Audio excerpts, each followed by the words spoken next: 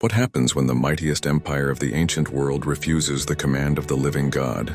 Egypt was proud, its pharaoh powerful, and its gods worshipped by millions. Into this throne room of gold and arrogance walked Moses, a shepherd carrying nothing but a staff. Once he had lived in Egypt's palace. Now he stood as the messenger of the God of Israel. His words were bold. "This is what the Lord, the God of Israel, says, let my people go, so that they may hold a festival to me in the wilderness." The scene must have been tense. Courtiers stared in disbelief. The air was heavy with incense, the walls lined with carved images of Egyptian gods, their eyes staring coldly from stone. To Pharaoh, the demand was absurd. He leaned back upon his throne of gold, the serpent crown gleaming with the symbol of Ra, and asked with scorn, "Who is the Lord that I should obey him and let Israel go? I do not know the Lord, and I will not let Israel go." With that defiant question, the conflict began. This was not merely Moses against Pharaoh, nor Israel against Egypt. It was the God of heaven against the gods of Egypt, the living Lord against human pride. Every idol of Egypt would be challenged. Every false confidence of Pharaoh would be stripped away. Moses and Aaron pressed the message, but Pharaoh's heart was hard. Instead of listening, he accused the Hebrews of laziness. He commanded his overseers to demand the same number of bricks, but without providing straw. The people groaned under heavier labor. They scoured the fields for stubble, their hands torn and bleeding. Whips cracked louder, overseers cursed more harshly, and hope dimmed with every sunrise. The Israelites, exhausted and bitter, turned on Moses and Aaron. "May the Lord judge you, for you have made us a stench to Pharaoh and given him a sword to kill us." Those words cut deep. Moses had obeyed God, but the people despised him. He had delivered the message, but instead of freedom came more chains. Alone with his thoughts, he poured out his grief before the Lord. "Why, Lord, have you brought trouble on this people? Is this why you sent me? Ever since I went to Pharaoh to speak in your name, he has brought them harm. And you have not rescued your people at all." The Lord's answer was firm and filled with promise. "Now you will see what I will do to Pharaoh. Because of my mighty hand he will let them go. Because of my mighty hand he will drive them out of his country." God spoke as the one who rules history, not as one negotiating with kings. His word was not a suggestion, it was a decree. God reminded Moses of his covenant. He said, "I am the Lord. I appeared to Abraham, to Isaac, and to Jacob. I have heard the groaning of the Israelites, and I have remembered my covenant. I will bring you out from under the yoke of the Egyptians. I will redeem you with an outstretched arm and mighty acts of judgment. I will take you as my people, and I will be your God." These words were filled with hope, yet the Israelites could not believe. Their spirits were crushed by slavery, their backs bent under cruel labor, their voices hoarse from crying. They had prayed for deliverance, but when deliverance was announced, it seemed only to make their suffering worse. Disappointment closed their ears to hope. Moses too struggled with doubt. "If my own people will not listen, why would Pharaoh listen, since I speak with faltering lips?" Still, God's call did not change. He commanded Moses and Aaron to stand again before Pharaoh.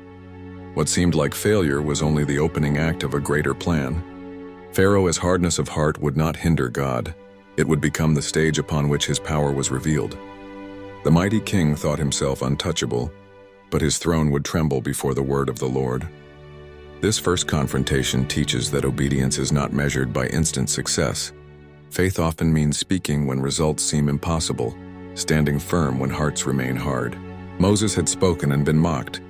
The people had despaired. Pharaoh had tightened his grip. Yet above all stood the Lord, declaring his eternal promise, "I will bring you out." The question Pharaoh asked, "Who is the Lord?" would soon be answered in ways no one could deny. The fire that once burned in a bush would now burn across a nation. Every river, every field, every household in Egypt would feel the weight of that answer. God had spoken, and history was about to change. The confrontation between Moses and Pharaoh did not end with words. God had promised mighty acts of judgment, and now those acts began. The first signs of power came not as distant rumors, but as disasters that struck at the very heart of Egypt. Each plague was more than a punishment. It was a declaration that the Lord alone is God, and that the gods of Egypt were powerless. The first plague came upon the Nile, the very lifeblood of Egypt. The river was considered sacred, the source of food, water, and fertility. But Moses, at God's command, struck the waters with his staff, and the river turned to blood. Fish died, The water stank and the people could not drink it. For 7 days, the Nile, once a source of life, became a river of death. The priests tried to hide the stench with rituals, and the magicians imitated the sign. But Pharaoh's heart was unmoved. He hardened himself and refused to let Israel go. Then came the second plague. Frogs swarmed over the land, invading streets, houses, and even the royal palace. They leapt upon beds, crawled into ovens, and filled kneading troughs. No one escaped their presence. What the Egyptians once revered as a symbol of fertility became a symbol of humiliation. Pharaoh, overwhelmed, begged Moses to pray to the Lord to remove them, promising to let the people go. Moses prayed, and the frogs died, heaped in stinking piles across the land. The land reeked with decay, but when relief came, Pharaoh's heart hardened again. He broke his word and refused to release the Israelites. The third plague came without warning. At God's command, Aaron struck the dust of the ground and it turned into gnats. Tiny insects rose like a cloud and covered people and animals alike. There was no place to hide. The magicians of Egypt tried to replicate the sign, but they could not. They said to Pharaoh, "This is the finger of God." Their confession should have pierced Pharaoh's pride, but he refused to listen. Then came the fourth plague. Swarms of flies descended like dark clouds, filling the air, covering food and defiling homes. Egypt was overwhelmed by filth and disease. Yet in Goshen, where the Israelites lived, no flies were found. For the first time, God drew a clear line between his people and Egypt. Pharaoh summoned Moses, offering compromise, sacrifice in Egypt, not the wilderness. Moses refused, explaining that their sacrifices would offend the Egyptians. Pharaoh relented and promised release. But when the flies disappeared, he hardened his heart again. The fifth plague struck Egypt's livestock. Horses, donkeys, camels, cattle, sheep, and goats collapsed in the fields.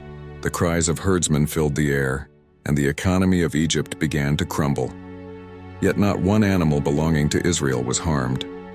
Pharaoh sent officials to investigate, and they confirmed it was true. Israel's herds were untouched. Still, Pharaoh would not yield. These first 5 plagues revealed a pattern. Pharaoh's pride led to suffering, God's power was displayed, and each time Pharaoh resisted, Egypt's gods were exposed as false. The Nile god could not save the river. The frog goddess could not control the swarms. The earth gods could not prevent dust from becoming gnats. Sacred bulls could not protect the herds. One by one, Egypt's idols fell silent before the living God. For Israel, these events were both terrifying and hopeful. They saw God's hand striking their oppressors, and they saw his protection over themselves. Their children asked questions, their elders whispered prayers, and a sense of awe spread through the camp. For Moses, the plagues confirmed that the God who spoke from the bush was acting in power. For Pharaoh, they were warnings, each one an invitation to humility. But pride held him captive more tightly than chains ever bound Israel. The lesson is clear. When hearts resist God, even mercy is twisted into rebellion. Pharaoh promised release when suffering pressed upon him, but he broke his word when relief came. Hardness of heart is not simply stubbornness, it is spiritual blindness, a refusal to acknowledge the Lord. 5 plagues had come, and Pharaoh still would not yield. The land stank, the people groaned, the animals perished.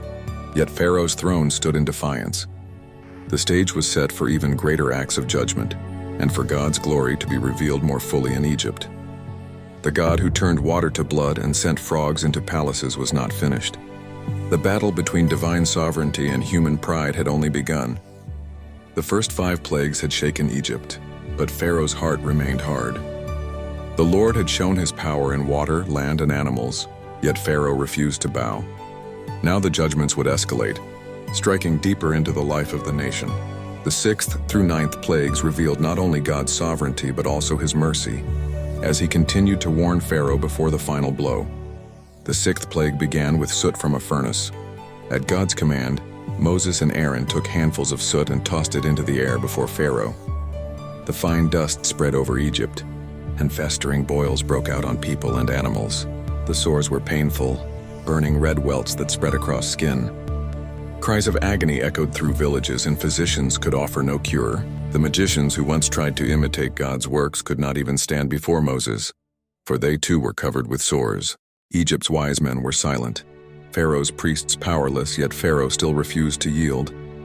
Then came the 7th plague. Moses raised his staff toward the sky, and the Lord sent thunder, hail, and lightning unlike anything Egypt had ever seen. The storm roared with violence.